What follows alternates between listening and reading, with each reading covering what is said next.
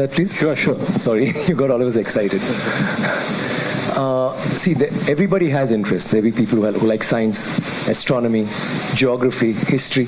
But I think the most important thing is history. As children, all of us have listened to stories of the past. Whether it's Chandamama. Do you have Chandamama in Hindi? Yes, yeah.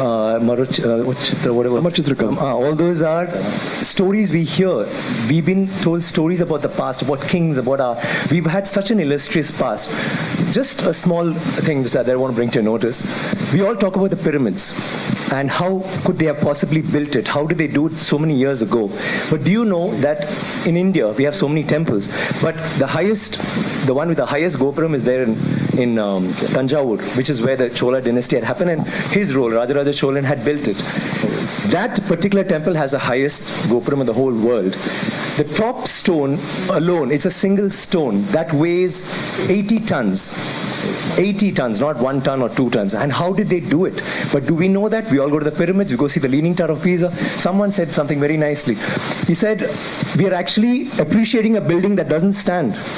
It's falling over and wow, let's take a picture, let's take a selfie, and we're getting excited. But we have temples today that stand and they didn't use plaster. Do you know that for this particular stone, they had to use a ramp, which was 6 kilometers long, which was pulled by bulls, elephants, and people. 6 kilometers long to get it up there, without any machinery, without any cranes, without anything.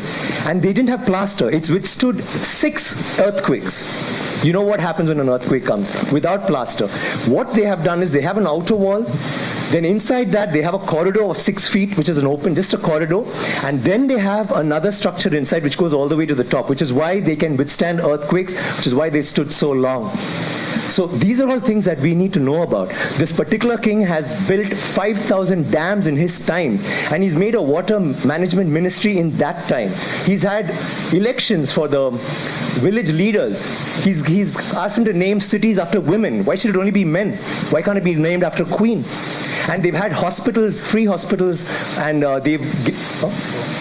And he actually brought loans. I mean, he used to give loans. He used to help people get dignity, not just throw money around. So this is something that's so illustrious. And this happened in the 9th century. I'm sorry, I'm taking so much time. It happened in the 9th century when the rest of the world, you talk about superpowers today, the 9th century, all this happened when we had the biggest maritime naval thing in the world. And it went all the way to Bali, all the way to Malaysia, and went till we sent emissaries to China. And you know what was the superpower doing then? America hadn't been discovered by Columbus till 500 years later. So think about our culture, think about how advanced we were. We need to be proud of this. It's nothing to do with North India, South India, West India, East India. It is, we are Indians, and we need to feel proud about that.